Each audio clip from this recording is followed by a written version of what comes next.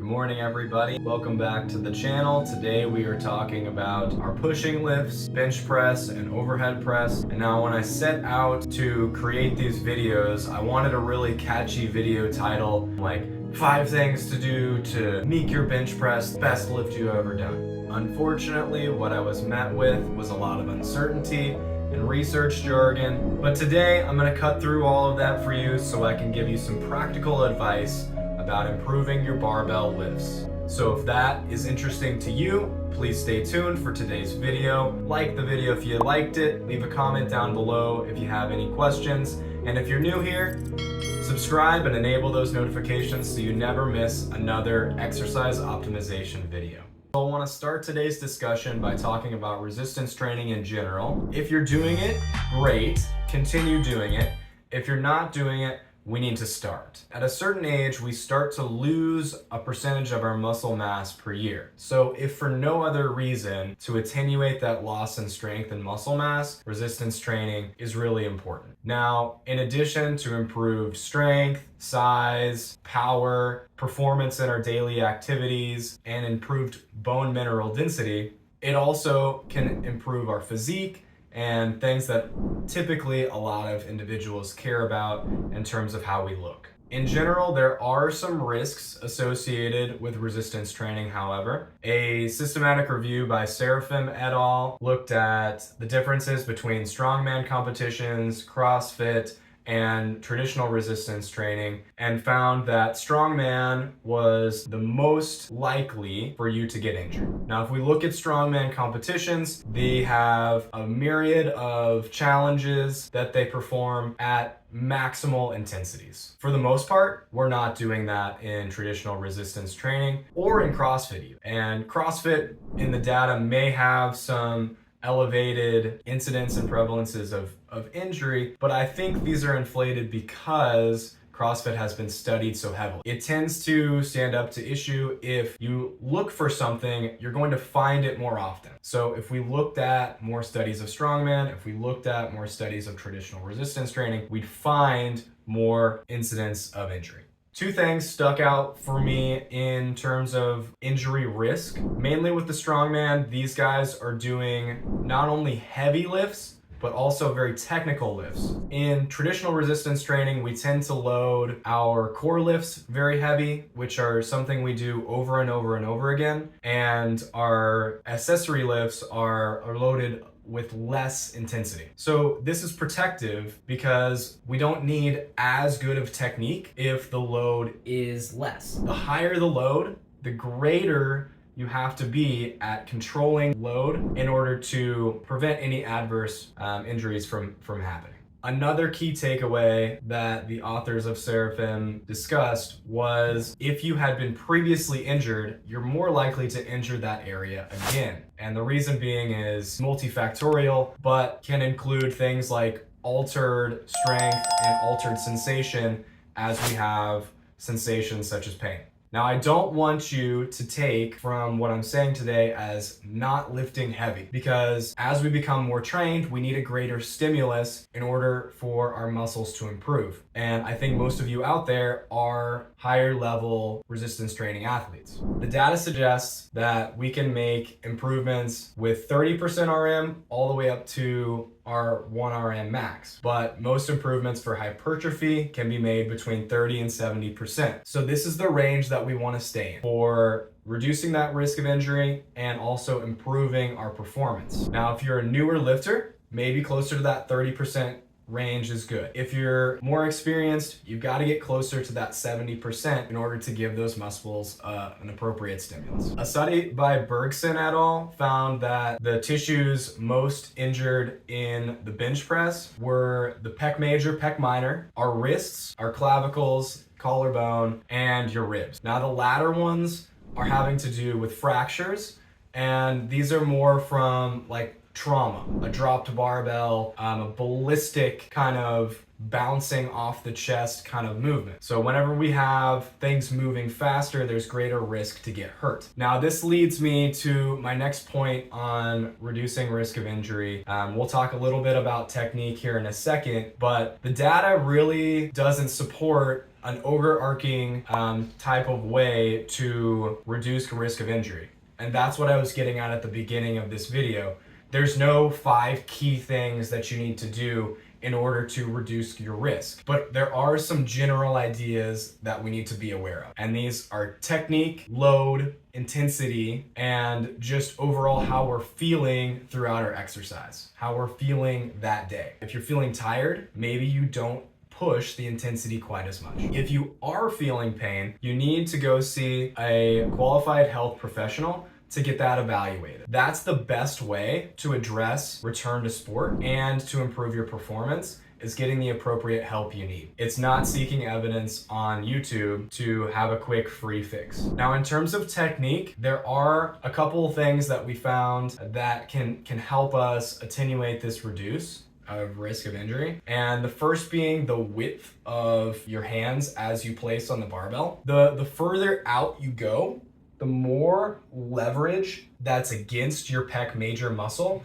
And this has been seen in the bench press to be the most commonly injured muscle. So think of a seesaw, or a wrench rather, if you used a wrench that's really long, it's really easy to turn the bolt. It just creates a lot of torque on this muscle. Now, if we lift our bench press way out to the side, we're putting a lot of torque on that pec major muscle. So if we load that maximally, we can see how we might rupture that muscle. So we want to find a good in between where we're getting appropriate leverage, but we're also protecting the muscle as well. And the researchers found that 1.5 widths of your collarbones is a good area, a good amount of distance for you to improve your performance, but not really tax that pec major muscle too much. So if you stick your arms out in front of you, that's 1 width, and then you add an additional 1.5, roughly 2 widths of your collarbones together. I like a little bit wider just because my shoulders are a little more mobile and I like that a little bit added strength. You're gonna have to play around with it to find what's working best for you. Ultimately, width is a personal thing that we like to tweak.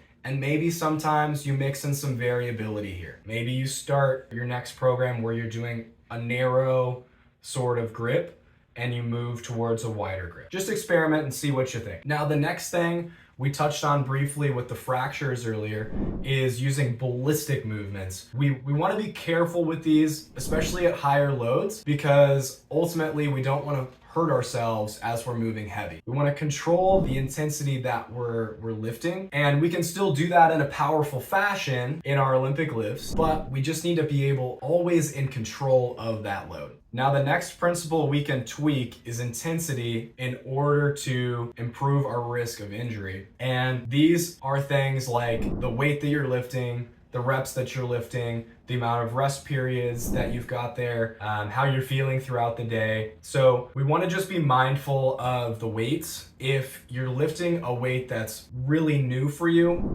that's really heavy for the day, your technique is not going to be as good. And therefore, there's a higher risk of injury as you lift heavier and newer weights. So some things that we can do in order to improve that risk is, if you're lifting a heavier weight, you want to take a longer rest period. If you're lifting these 70, 80, maybe 90% of your RM, you're going to need 3, 4, 5 minutes of rest in between sets to allow your muscles to recover to be ready for the next one. If you're lifting lighter loads, you probably don't need as much rest in between so that you can continue on with your workout. Bergson touched briefly on optimizing the movement system. Now, we talked earlier that there's no evidence necessarily to support this yet, but stands to reason if you improve your ability to move, control weight, and optimize that performance at a top-down perspective, you're probably going to reduce the risk of injury for the sport, the resistance training that you're doing. So what am I exactly talking about when I'm talking about the movement system? Well, it's everything involved in the lift itself. So if we're talking bench press and overhead lift, we're talking upper back, shoulder blade, shoulder itself, all the working muscles of the arm. So we want to make sure that our upper back has the appropriate mobility. We need enough extension in order to get our shoulder blade to slide up our back. We need the ability for our shoulder blades to slide up. So if there's some muscle restriction there's some fascial restriction, we need to address that. We need to be able to elevate our shoulder blade, our scapula. We also need to upwardly rotate as the arm comes overhead. So if we're overhead pressing, we need to be able to activate our protractors and activate our upward rotators in order to do that. These are pec minor and serratus anterior. So I want to talk really briefly about what the arm does as we bring it overhead.